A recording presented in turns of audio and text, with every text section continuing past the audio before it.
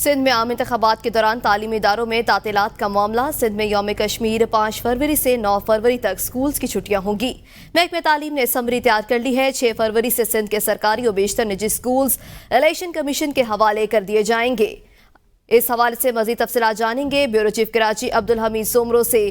جی عبدالحمید، بتائیے گا اسکولوں کی چھٹیوں کے حوالے سے فیصلہ کیا گیا ہے؟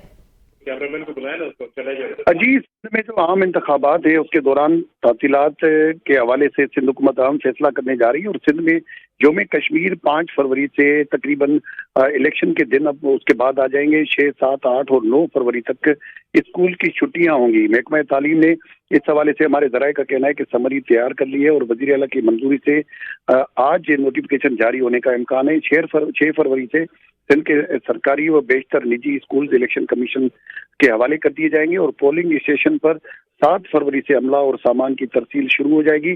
سندھ بھر کے اسکول 5 سے 9 فروری تک بند رہیں گے، ذرائع محکمہ تعلیم کا کہنا ہے۔ جی بہت شکریہ عبدالحمید سومرو۔